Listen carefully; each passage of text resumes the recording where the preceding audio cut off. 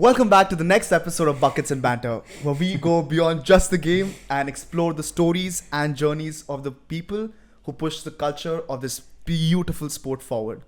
And in today's episode, we have a very special guest. It is Charles Aqua Davies, our third professional basketball player on this show.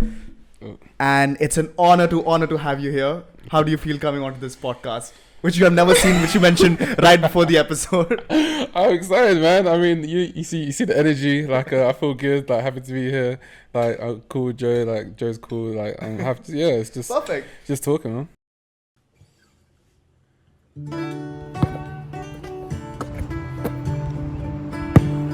Welcome to Buckets N Banter, guys, where we talk to people about sports.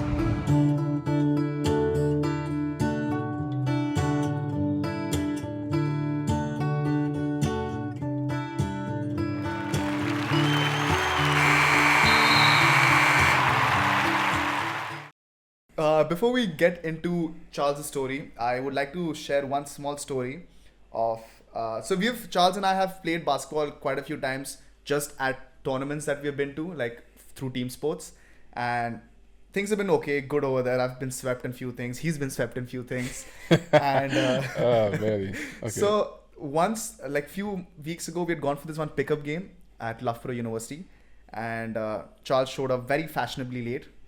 And we played against a team which were down to like by 6 points or something, and we shouldn't have been because we have a pro player on the team and a person who considers himself to be semi-pro level at least. And then after the game, which we ended up winning, fortunately, Charles and I decided to play once, okay?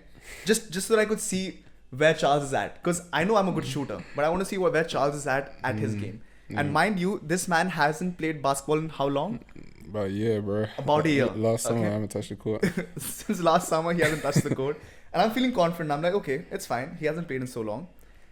The first possession blows past me like I wasn't even standing there. And I was like, okay, I'm just going to fall back a little bit, not guard his 3-point line.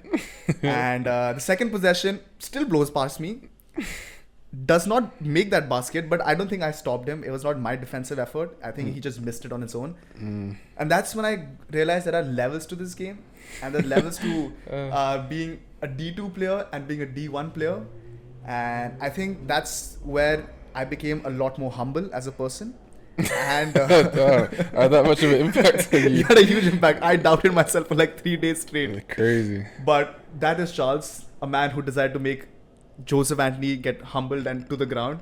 Yeah, so I did that. Welcome to this episode, and I think let's dive right into it.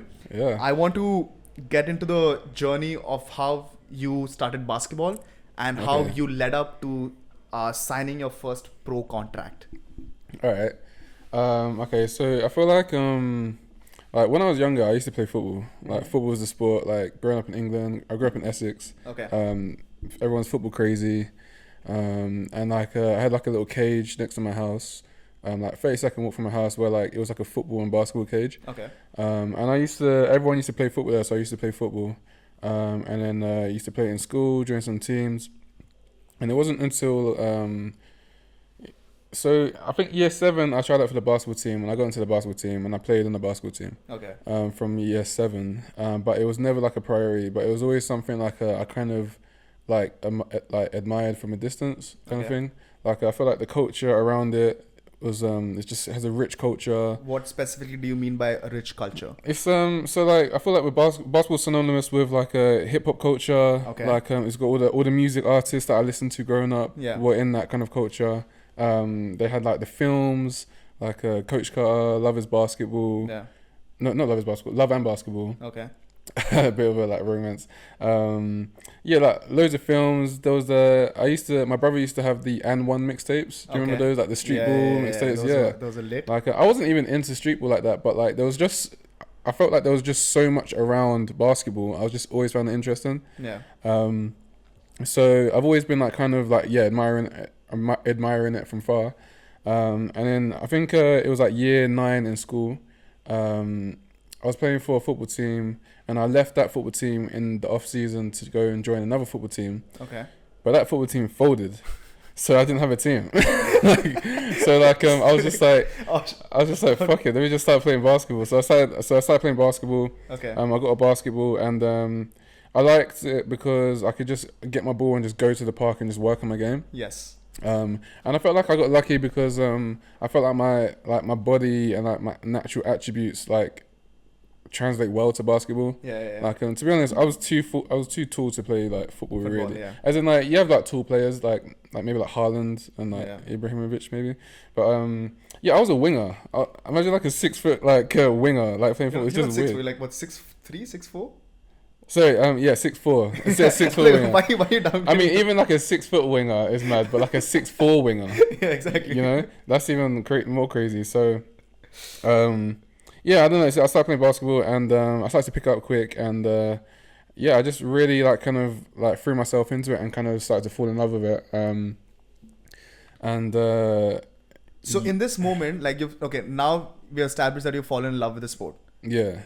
When does that love for the sport transition into like, okay, I want to play very competitively in this sport? Yeah. Was it like a transition from school to university?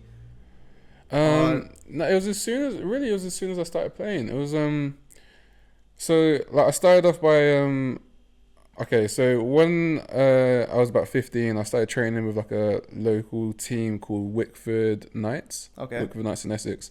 And there was a coach there called Dominic. Shout out Dominic, Dom. Shout out Dom. Yeah, legend. We didn't play any games, but like we trained.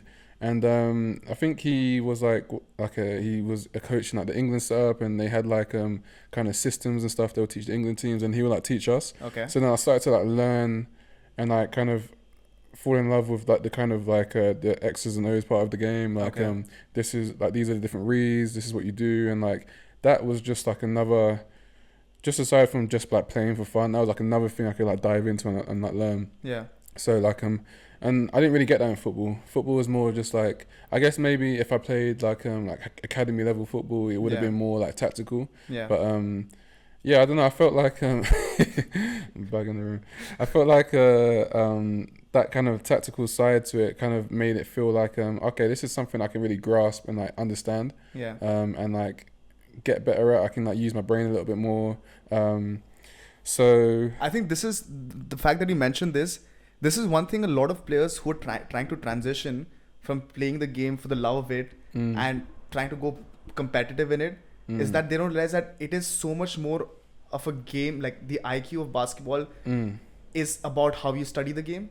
Yeah. Is how many games you watch, how much you notice and observe in games. Yeah. Which is what you learned at a very early age. Yeah. For me, I learned it very late. Like, I need to study the game by reading the game, by seeing what is happening in different plays, which you learned in a very early age. Yeah, I mean, I was lucky because I feel like if you're gonna kind of improve your IQ and like get like good like game reps and stuff, like you have to like play in like a good team and have like good coaches and stuff, you know, where everyone is kind of we were like forced to like play off reads and stuff. It wasn't like I don't know, like ISO style or like and one style. So we were kind of forced to do that to play that way, which was like a good thing. But okay. So there was that kind of aspect to it, and like just I just felt like so I was watching a lot of like basketball documentaries and like learning about people's journeys and stuff, and like I started to realize like obviously I started playing basketball late, so I'm like 15, 16, really 16 when I joined the team. Okay. And I was like, okay, so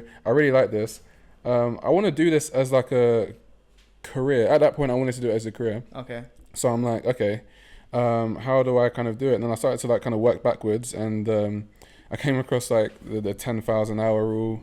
Where they say that if you want to be a master of anything, you got to put in 10,000 hours. So I started to do the maths. Okay, so if I want to be putting 10,000 hours by this point, these are how many hours I need to do. And I have like a park right there. I've got like a basketball. There's really nothing stopping me kind of thing. So I was like, oh, this is like something I want to do.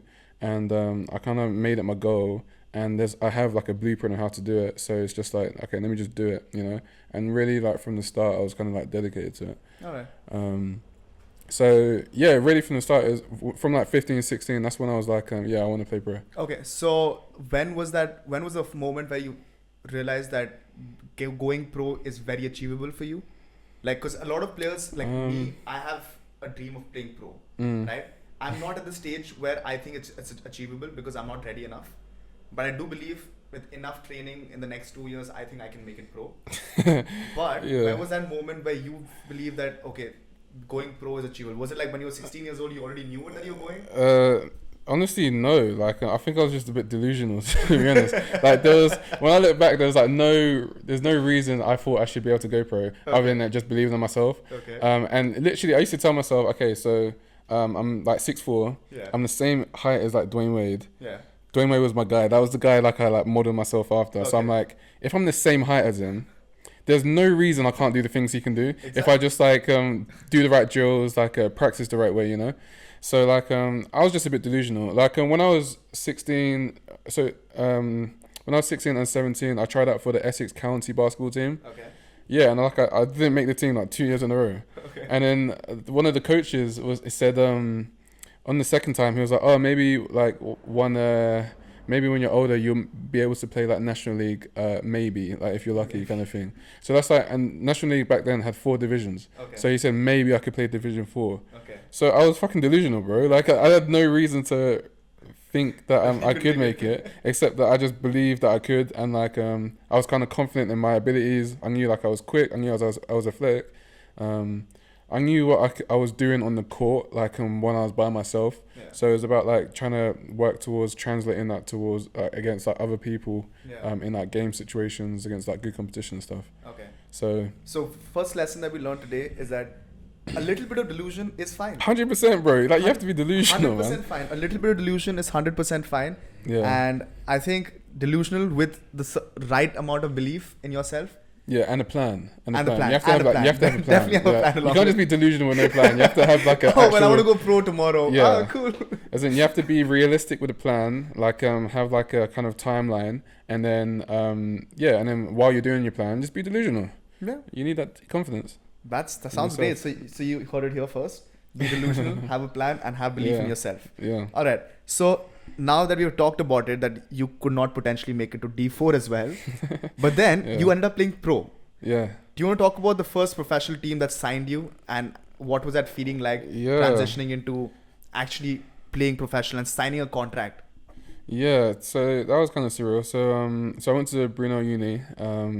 Played there. I got quite lucky because first year uni we were in the top. The whole time I was at uni was in the top like university like division. Okay. So we were playing all the best teams. I remember like one of my first games we played UEL, and at the time UEL they had like a lot of pro players. Okay. Like London Lions players. Oh. So imagine me like a skinny like 18, 19-year-old like playing against grown men that played on the BBL. That kind of gave me like an idea of like what the level was like. And then like towards the end of Brunel, our last year at Brunel, we the university partnered with Reading Rockets, basketball club in Division 1. So they had some of the coaches come over, and then we would also play for their National League team. So I played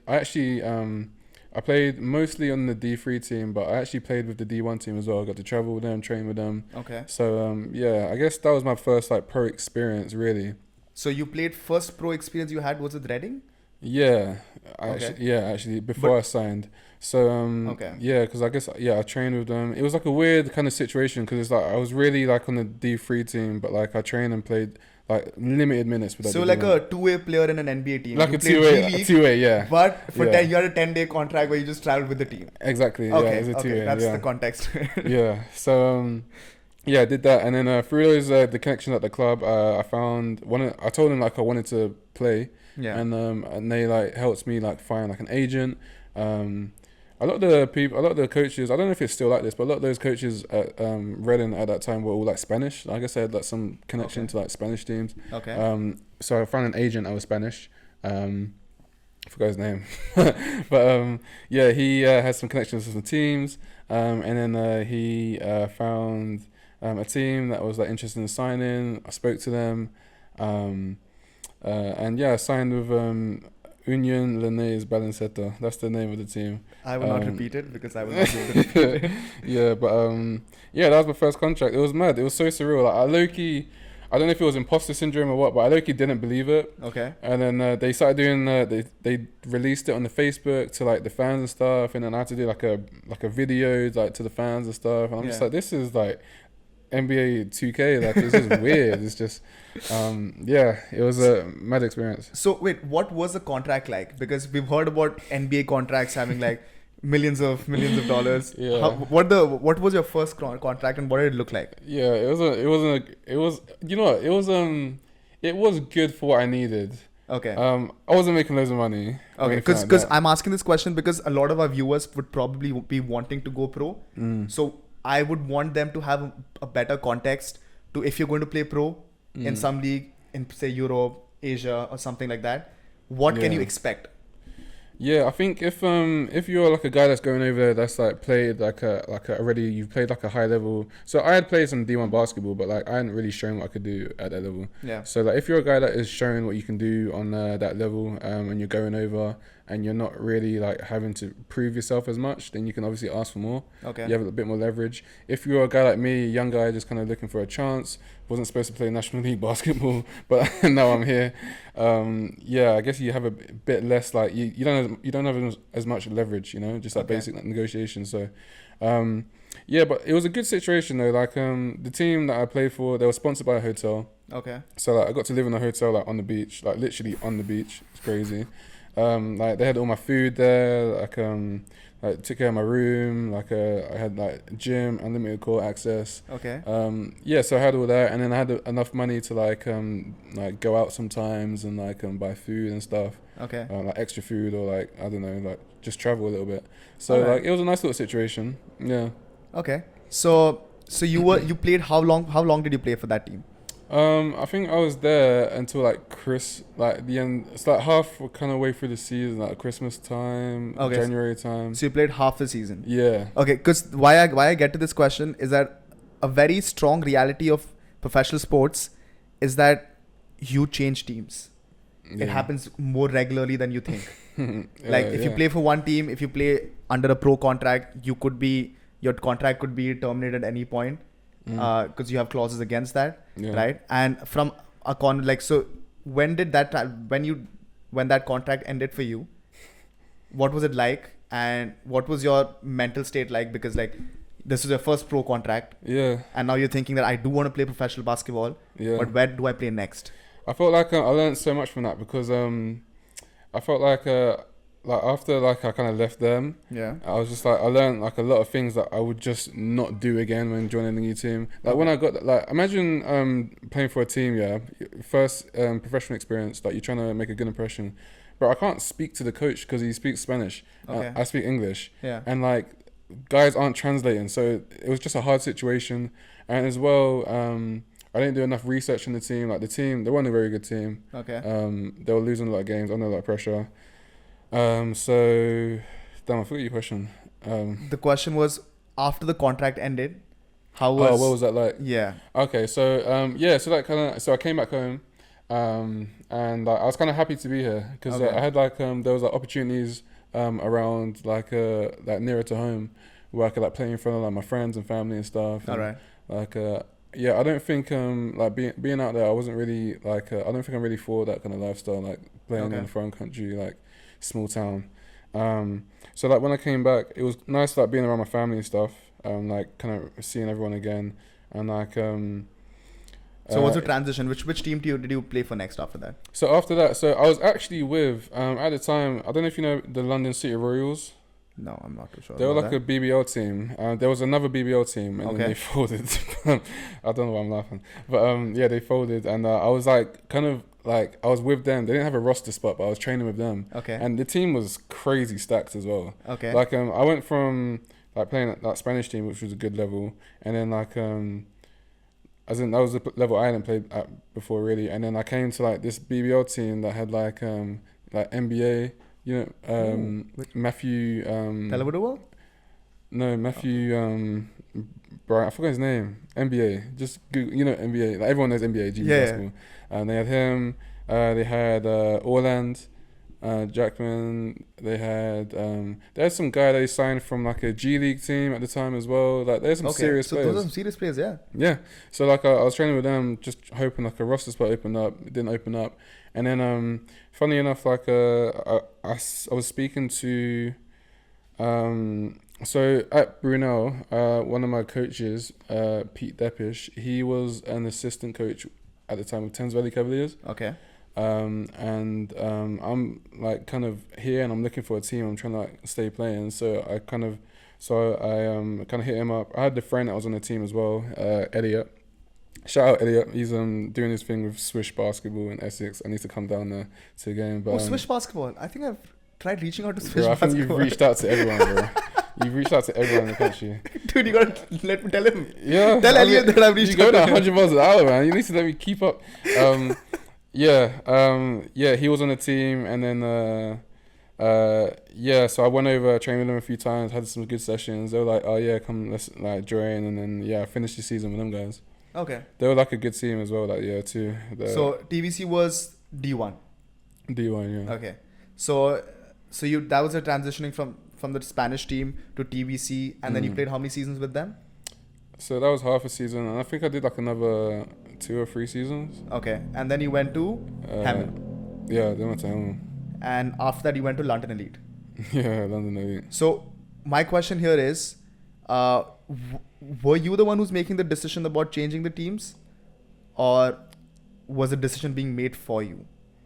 I would say with the Spanish situation, it was like a mutual. I say that was mutual. Okay. Yeah.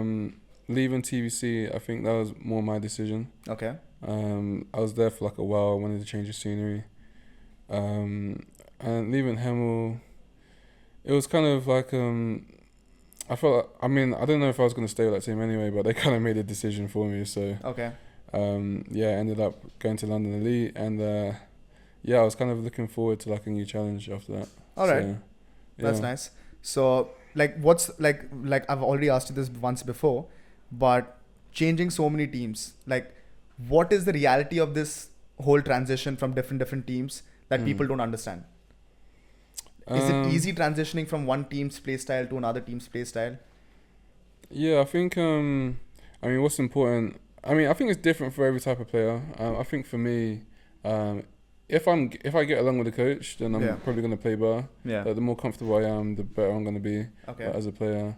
I think like when you're changing teams, you have to know who's on the team. Like, you have to know the roster. Like, you have to know what players there, what their play styles are, and how that's going to fit with your play style. Okay. You know, I think going to TVC, I had to just kind of figure it out, because like there's a lot of like guys that like the ball in their hands. I mean the team changed throughout the years, but yeah, I had to figure that out. Going to Hemel, I think the kind of niche I crafted for myself as a player like fit like perfectly into that team. And so what's your niche as a player? As like a defensive guy, like a slasher, can knock down the three. Yeah. Okay. Kind of off the ball. One fun fact: the last season, Charles played at London Lead. I was going through the stats of Basketball England, and I saw top fouls. There was a stat of top 10 fouls. Charles was, I think, at number 2. Spent a lot of minutes. Like the team, we had to play some defense. But so if you're playing against Charles, you're probably gonna get a lot of contact, I'm assuming. I'm a physical player. Yeah, he's a physical defender, which I haven't seen till now. But I'm excited. One day I will. I wanna get shut down by Charles so that I know where I need to improve. Yeah, man, you'll feel the forehand. But so you talked about all of these clubs.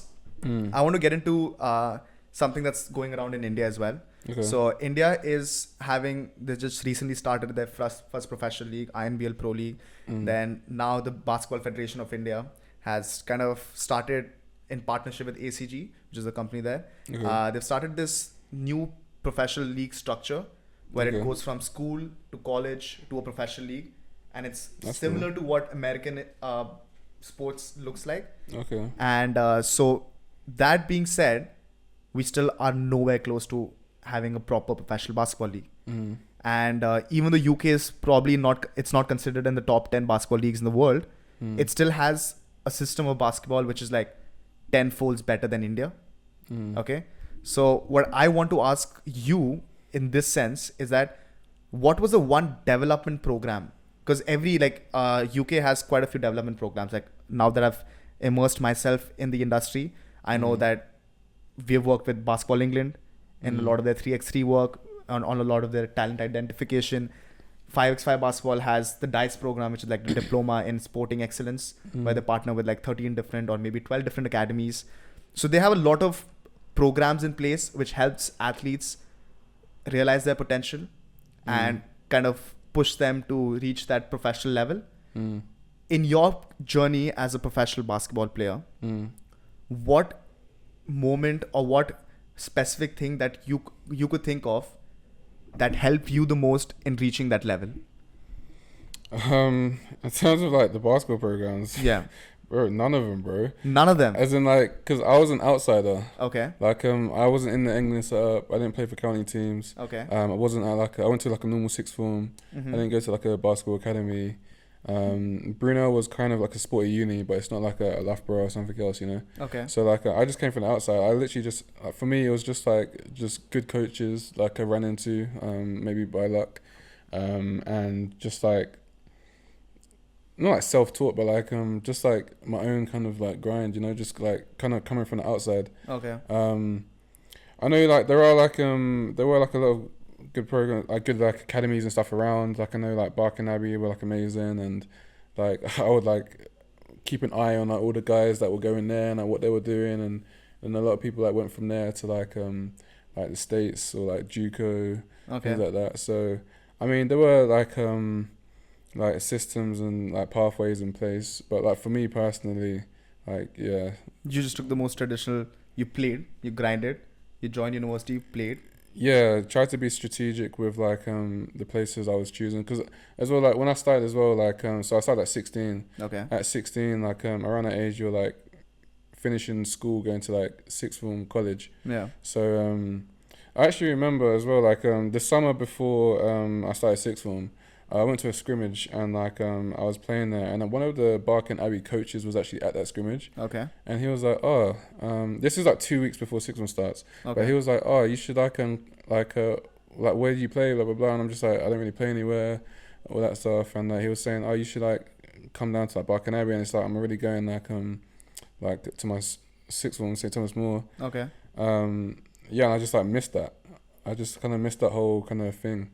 At that time I had no idea who Barking Abbey were. Okay. I just knew I just wanted to play basketball. So that's what I'm saying, the delusion. Like I don't know what's going on, but I knew like the work I was putting in kind of thing. So even if there's a lot of work going on outside of just like different development programs, you can still make it without actually having access to all of that.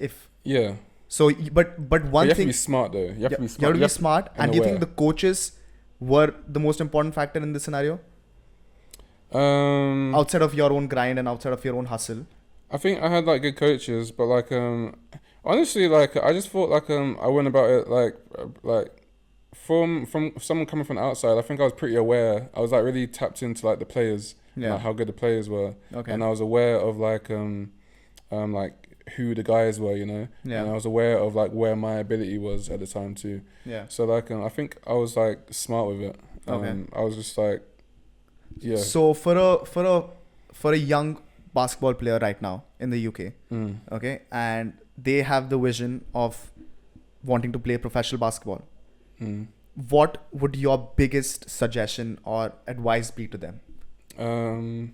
My advice would be, okay, so they want to play professional basketball. Okay, so I think the easiest thing is to like go to like a good basketball academy, like wherever you're based. Like if you're in the Midlands, like your aim should be to go to like Charnwood, like near Leicester, or like if you're down south, like if you're in London, like you want to go to like Barking or like Cola, or even London Elite have like a good like academy kind of setup. Like you want to like be trying to get into like one of these bigger like academies, you know, where they have the coaches and you've seen that they have a record of like players like going through and playing elsewhere. You know?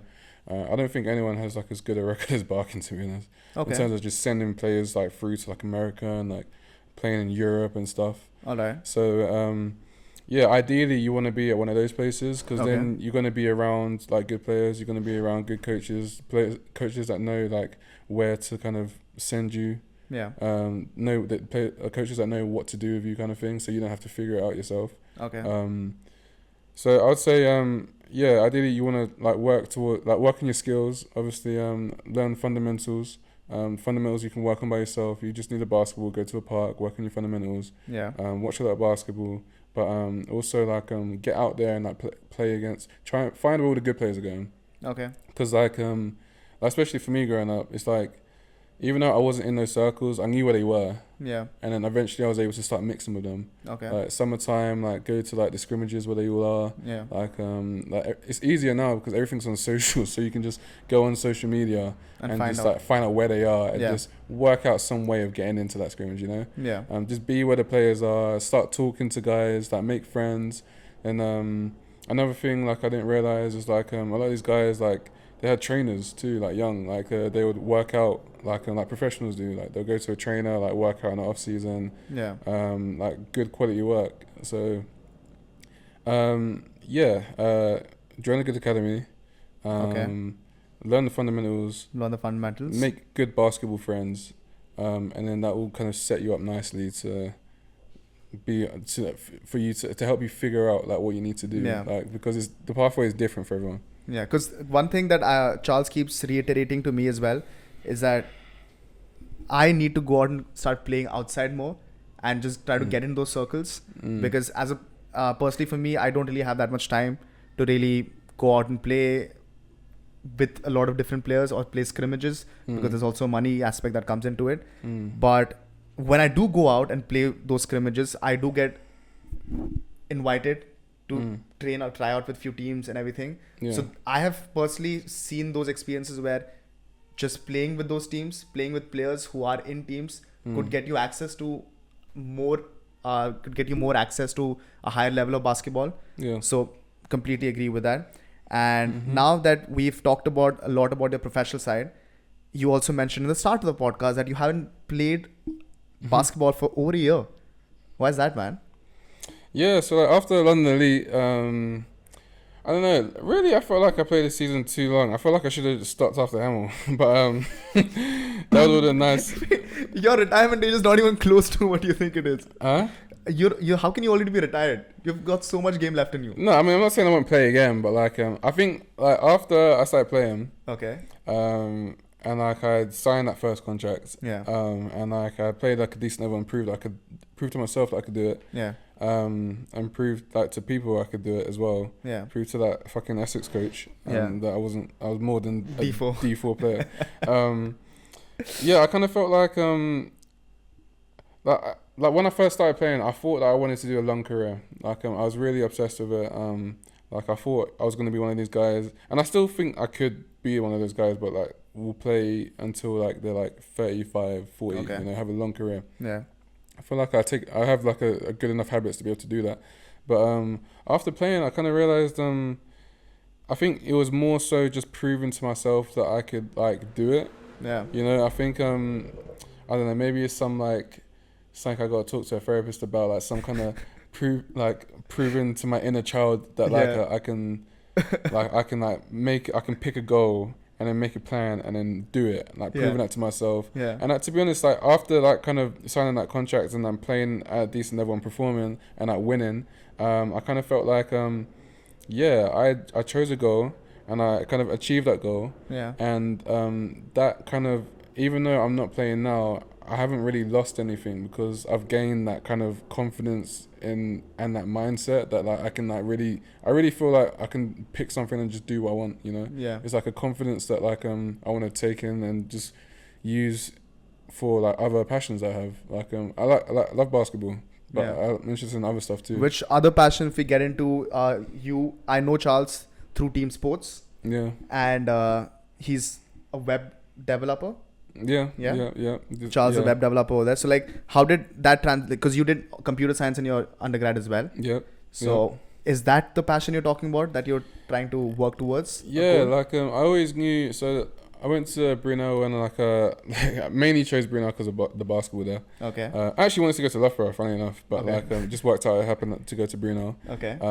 But there was also decent like computer science too. Yeah. And while I was young, I was always like kind of into like technology and stuff. Like I knew everything.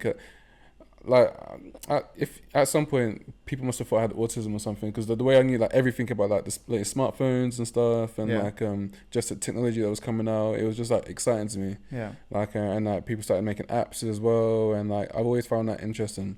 Okay. So I always kind of said to myself that like I want to do basketball, but like obviously I know like I'm not gonna play basketball forever. Whatever. Yeah. So it's like when I'm done, what do I want to do?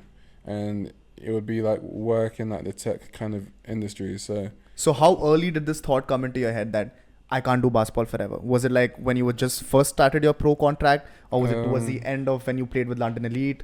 I think it was when I was 16 or like that young. Yeah, I really feel like and as well like I had my parents were like, my dad was like a good influence. Okay. He kind of really broke it down to me like you can play, but like you have to have something else. Yeah. And like he kind of made me see that like early. Yeah. So I was able to like kind of make those decisions, and I always try and lean on like what feels good to me. Yeah. And like the sport and like the tech creative kind of side, like that feels good to me. It makes me excited as a kid. So I kind of knew that that's at that age. I'm eventually going to come back to this. Okay. Yeah. So that's actually a lot of good insights we've gotten from this. A lot of good insights. But now let's get to a little bit of the unserious side. Is unserious a word? It is a word, right? Yeah. I feel like it is. Yeah. I feel let's go. Let's get to the unserious side of things and let's lighten it up a little bit. Okay. All right. I've got a few questions for you, and Oh damn. so you got to answer these questions. Okay. Like 5 questions. 5 questions. Okay. Okay. All right. Are you ready? I'm nervous. It's rapid fire. You got to keep answering. Tuck, tuck, tuck. Damn.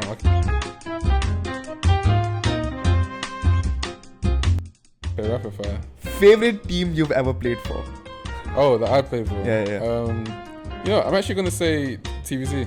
TVC? Yeah. Okay. I think you played the longest over there as well, I right? played the longest there, but like even though we didn't win, it was just fun, man. It was just the guys there were funny. Like it was kind of like a controlled chaos over there. Okay. Like even from our play style to like the living situation and like kind of being in that area as well. Like where TVC is based isn't too far from where I went to uni as well. Okay. So I had all my people around. It was just a fun time, man. All right. Yeah, Nice. a lot of stuff happening up there. Hardest player you've ever had to guard? Hardest player I have ever had to guard. Ooh, you know what? My guy Benji, man.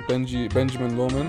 Okay. Like I feel like he doesn't get enough like shine he deserves, because like this guy is nice. Okay. I've because I'm a defender too, so like I've always guarded like tough guys. Yeah.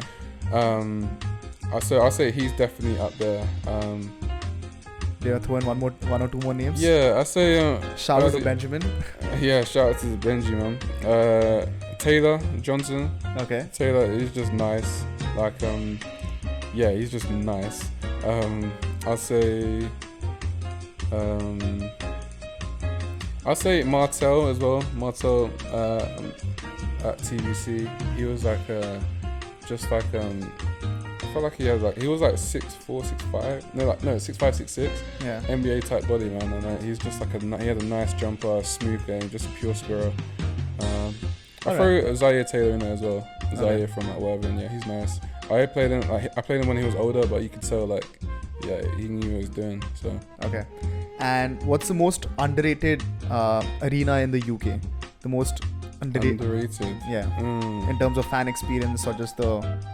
I don't know if it's underrated, but like I don't know, because like you have all the BBL teams, but I think the Hemel Storm crowd is amazing, bro. It's just like it's so good. It's like the crowd, so much energy there. It's like it feels like the whole town comes to watch the games. Yeah. And it's like, I don't know, it's like they follow you on Instagram, and then like they're coming up to you after games and they're asking me for autographs. I'm just like, why do you want my autograph? It's like it's a bit weird, but like it's good. It's like good energy. Yeah. And, I mean, you're a professional player. Why wouldn't they? Yeah, I guess. Yeah, we are pros. So Exactly. I mean, but still, it's good though. It's like so you feel so like in the community. It's nice. Okay. And like the whole like even I don't know. I guess that's a testament to like the organization there, because it's like kind of family run, and like, you really feel that, you know, like everyone. It's a community, a proper community. That's true. So and Teamsportz is part of that community as well. Yeah, Teamsportz is part of that community. Shut the plug. Plug Teamsportz. Next one is one word difference between the Spanish league you played in and NBL. One word difference. Yeah, like how would you differentiate those two leagues with one word? Or 2 words, hyphenated 2 words. Yeah, okay, 2 words. That makes sense. Okay. I say it's Spanish league technical. Okay. Yeah, X's and O's. British league is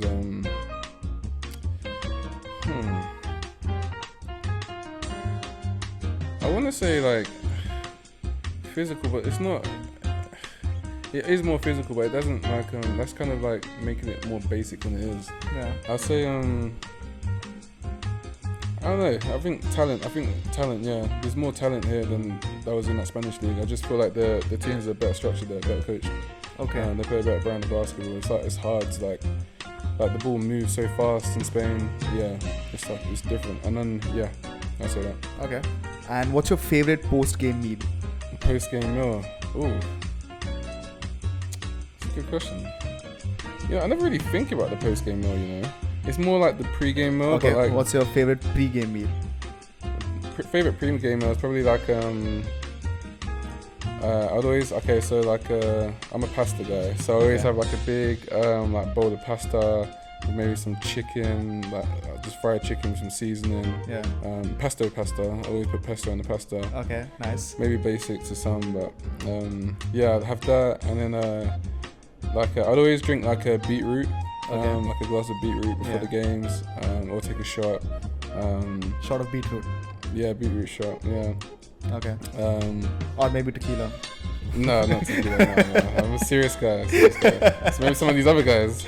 That's like I won't say that, but yeah, I say that. Okay. So last question before we kind of end this podcast, this wonderful podcast that we've recorded. I've really enjoyed it. Really enjoyed talking to you about it. Fun. Dead or alive? Damn.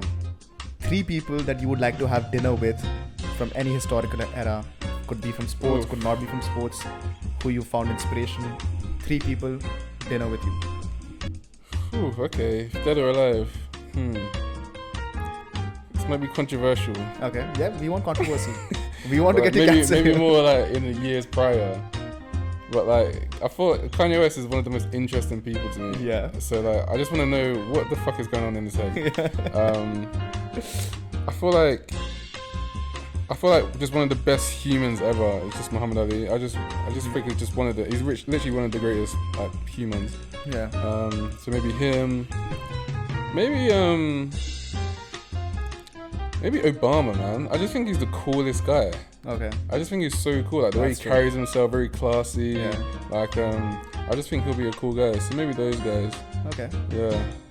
I just went for like, I don't know, people that I could like get the most from. Yeah. So Obama, Muhammad Ali, and Kanye West. Yeah. Those were Charles's 3 picks on who he would like to have dinner with. Yeah.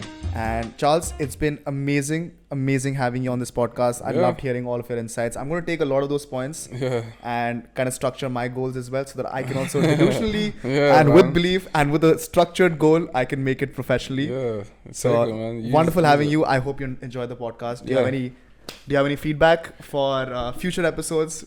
No, am I doing amazing? No, this is good. Like, this is good. I like the format. Like, it's like you ask good questions. The energy, energy. You make me feel good, man. You make me like the way you're smiling. It's making me want to talk. Like, I feel like I'm inspiring you, bro. It's like this has been good. It's like I was just like, damn, shit. Maybe I am saying some good stuff. So. All right. So next, and also you're getting dinner after this. Oh yeah, so free dinner as well. This is the plug for if you come to my podcast, you get Indian food. Yeah. And it's going to be good. 100%. Yeah. Thanks, Charles. Thank you so much for having on Buckets N Banter. Yeah. Sorry. Now a content head is shouting. Like, share, subscribe, and comment on what you would like to see and who would you like to hear from.